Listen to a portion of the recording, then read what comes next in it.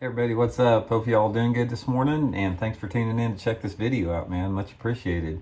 And I'm getting ready to head down to Table Rock Lake this morning. Got a fish the moment on the water lesson. Cloudy, rainy out. It should be biting a jerkbait pretty good, so it should be a fun day down there. But man, today I got a really good tip for you guys. A really good little segment here. It's going to help you out. It's going to be on my 5 favorite lures for flipping bushes in the springtime. And this is. I vacillate back and forth what my favorite deal is. It's either flipping cypress trees or flipping flooded bushes. But as far as all the tournaments that I've done really good in, and the ones that I probably, finish the best in all the time, or any situation where you got flooded bushes in the springtime, because that's how I grew up fishing. Here in this part of the country, we've got a lot of, flooded buckbrushes, a lot of willow trees, that type of stuff. And I've spent a lot of time perfecting that technique. I just love it. It's just, there's something about it that it's just one of my favorite ways to fish. And bush flipping, there's a lot to it. There's a lot of variables involved with it. It's a philosophy, a lot of it. And we'll get into a lot of the other stuff later on as far as boat positioning, specific angles and everything, the type of bushes to look for, environmental conditions surrounding it. There's a ton to cover on flipping bushes. But today specifically, I'm going to go over my 5 favorite baits that I use in the springtime for flipping bushes and tell you when and I'm going to use them, because some of these are like pre-spawn, spawn, and post-spawn baits that work better in different situations. So we'll start in the pre-spawn here. Favorite bait in the pre-spawn. Anytime that I'm fishing flooded bushes when the water temperature is, say, below 57 degrees, in that upper 40s to mid to upper 50s range, my first choice is a 1/2 ounce full-size jig with a Zoom Super Chunk on it. Now this is a big bait. I mean, this is a big profile bait. I don't thread the Super Chunk on the shank of the hook like a lot of people do. I hook it on like a pork frog because that gives me more length and bulk to the bait. I use three layers of skirt strands on my jigs to get a big bulky profile. And for some reason, I really like the 1/2 ounce size. For me, when I'm flipping bushes, and a lot of it again depends on how deep the bushes are, because they can be anywhere between 1 foot deep and sometimes 10 foot deep. So a lot of times you have to adjust the size of jig, to how deep the water you're fishing is. But if I can get by with it, and say in most situations, the prime bush flipping depth is like anywhere between 2 to 4 foot, I like to go with a 1/2 ounce model. In this colder water during the pre-spawn, you're not going to get as many bites on a jig as you will other baits sometimes, but you'll get the quality fish. And it just seems like, this is the time of year you want to flip a jig. We'll get into a lot, I'll get into a lot, more specifics on that as far as line and different colors and that type of stuff at a later point, because colors have a big part of it too. And colors have a lot to do with the water clarity you're fishing, the sky conditions, and how deep the bushes are. It's a combination. Now, the next 2 baits I'm going to talk about, I use them hand in hand in the same time. And this is like what I call the heart of the spring.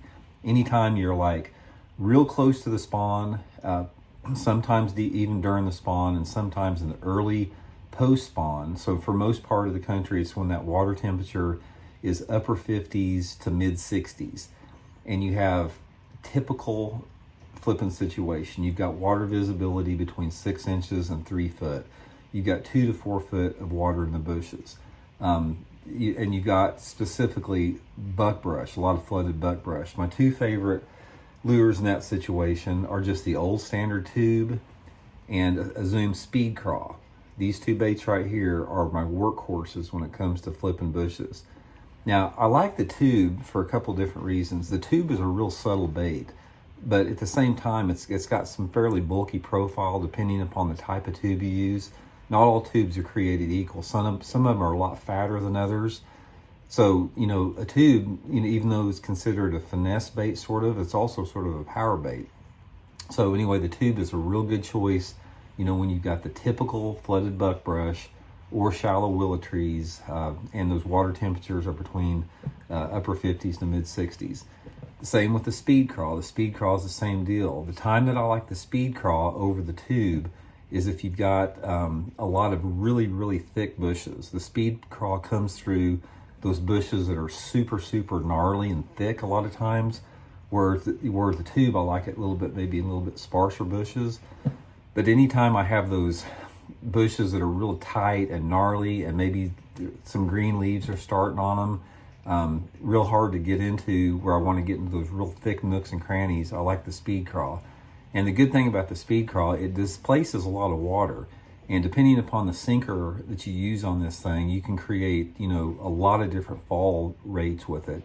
And the tails on their thing, these tails, even though it's a small bait, it's only 3 inches long, these tails move a lot of water, which is really, I think, a key factor sometimes to generating some of those fish to bite. But you got a combination of both. You got the subtle approach with the tube, and you got this times with the legs on the speed craw when you want a little bit more aggressive approach.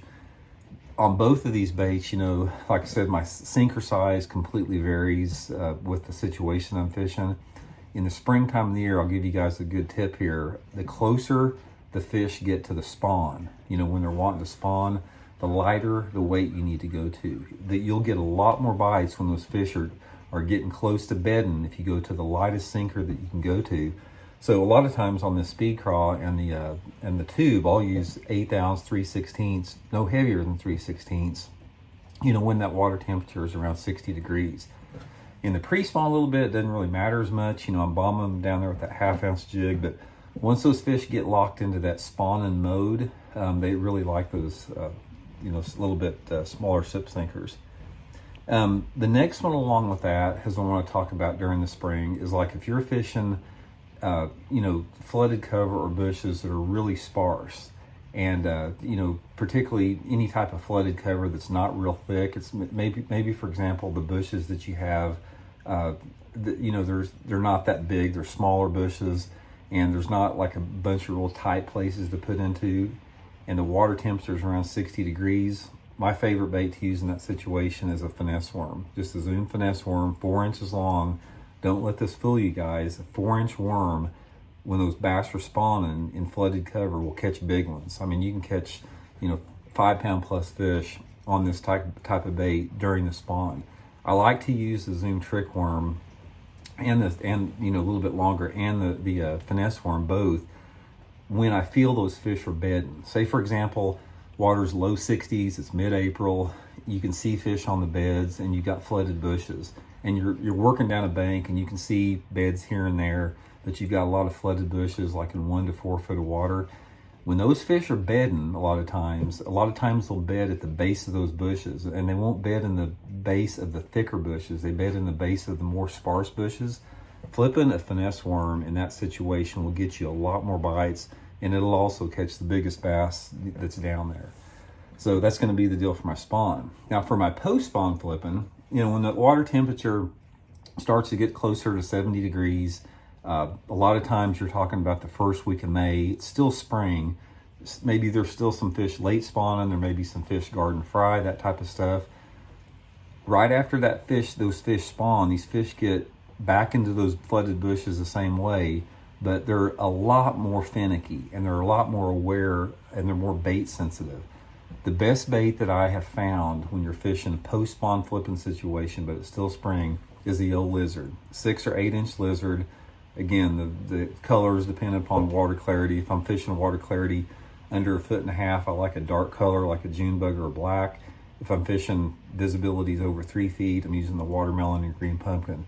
There's something about a lizard in the post-spawn when you're flipping bushes that will get a lot of bites and quality fish. Not many people use it anymore. Most people go to beaver or brush hog or something like that. But guys, I'm telling you right now, taking a lizard, putting it on a 3/16 ounce sinker, 20-pound test line, flipping post-spawn bushes will get you a lot of good bites with that.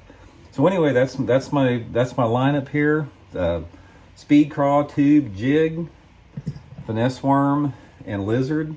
Those are my top 5 springtime flipping baits. And man, if there's nothing more than I like than just getting out there in the springtime, putting that flipping stick in my hand and going to work with it. I absolutely love that way of fishing. It's just so fun. Catch a lot of fish, and there's a lot of variables to it. Like I said, we'll go into more details later. I got just a ton of information to share with you guys about flipping bushes that go well beyond this right here that we'll get into in other videos. But again, guys, thanks for tuning in. Appreciate you guys taking the time. If you're interested in any of these baits I talked about, I'll include the Fish the Moment Tackle Warehouse link in this description of the video here. If you order through that link, it helps Johnny and I get a small percentage of that profit. It helps us out doing these videos and everything. But anyway, appreciate it, guys. If you guys like this video, hit that like button. Please subscribe. 60% of you guys out there are not subscribing to this channel, and I'm giving up all this information. So, man, just hit that subscribe button. Me and my family would really appreciate it if you could do that.